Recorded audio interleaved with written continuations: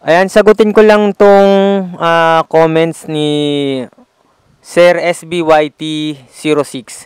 Bossing, may tutorial po ba kayo paano gawin multi-layer na sticker na hawak nyo? So, ito yung tinutukoy niya. Tinutukoy niya. Ayan, yan yung tinutukoy niya, no? So, ito, dalawang sticker to. Isang black, no, na car sticker, tsaka isang tong hologram o yung spectrum na sticker. So, dapat dyan, yung logo mo, meron kang layout na dalawa. Pwede mo siyang i-photoshop. Mas maganda kung black na lang kasi pag yan tinrace mo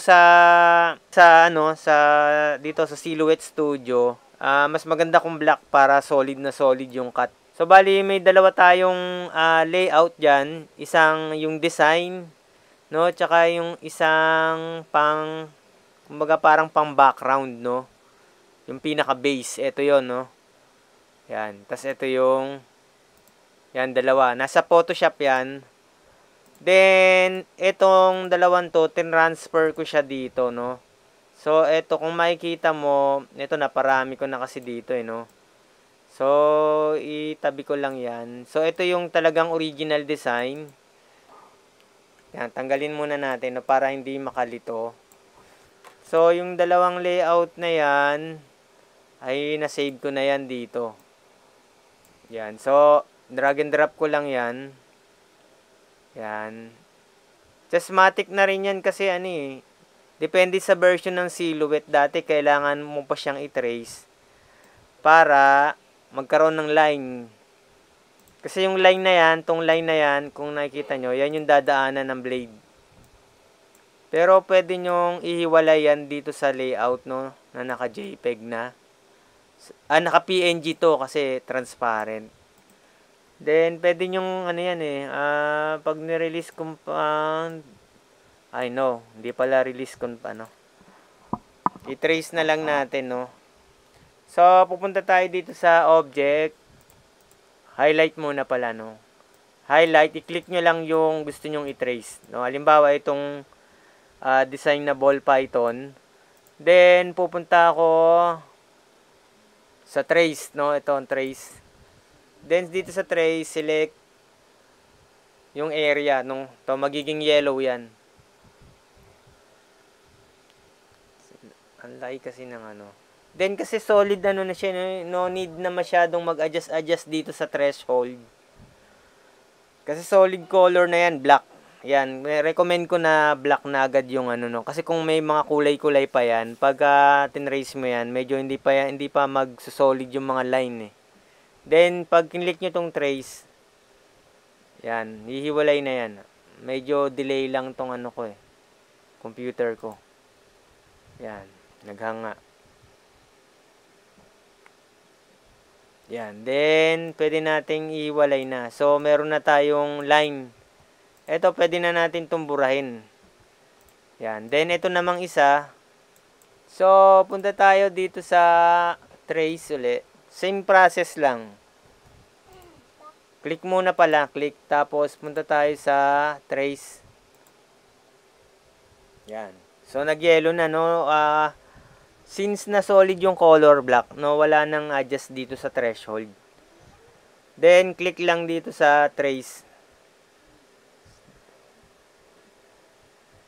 After maklik yan, ihiwalay na natin, no? Medyo Yan. So, yan, dalawa na. Tapos, pwede natin yung itapat dito, no? Naka-offset na yan, no? Yan. So, ginawa ko na yan sa Photoshop. Mas maganda kung linisin nyo na sa Photoshop kung saan kayo sanay na pang layout na application, no? Sa Photoshop ko ginawa. Yan. So, ang una nyong ikakat, depende, pwede nyong unahin to.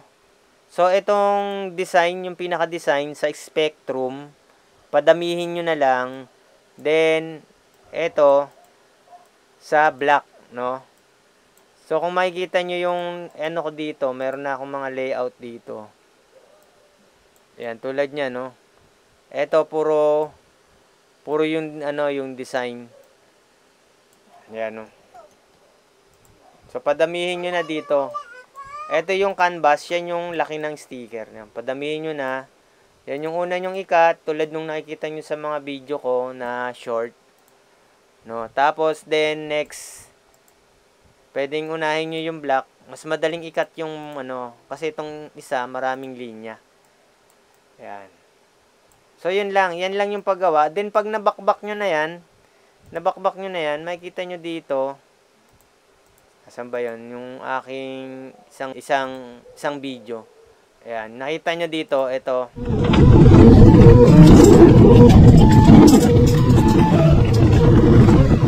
Kung nakikita nyo dyan, yan yung una kong binakbak, no?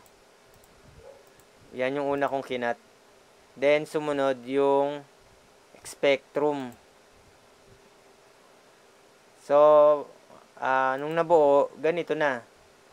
Ganyan na nung nabuo. Yan. Pag didikitin nyo na lang, so, bali, ang gagamitan nyo lang ng transfer tape dito, yung spectrum, no? Etong parang rainbow, yan yung ginamitan ko ng Badon transfer tape. Yan. Yan, bali ganyan, no? Ayan. Then, magiging ganyan na. So, yan lang, oh, sana nasagot natin, no? Wala na kasi yung sticker, no? Hindi ko na madidemo na uli. Basta, yan. Gawin nyo sa Photoshop, yung mga design. Siyempre, yung sukat, no? Yung sukat, pagka inanin nyo naman dito yan, makikita nyo yung sukat niya, no? Ayan, no? Pag naglagay kayo ng linya dito, makikita nyo na yung sukat, no? Sa baba naman yan, makikita nyo tulad nito, ang laki kasi nito eh. Halos 12 inches. Yan. Pagka na-resize nyo yan, isabay nyo na rin yung isa, no? Kasi pag isa lang yung isinabay nyo dyan, baka hindi magtugma. Dapat sabay nyo nire-resize. Yan. So, yun lang. Maraming salamat. Hanggang sa muli. Maraming salamat. Huwag kakalimutan mag-subscribe.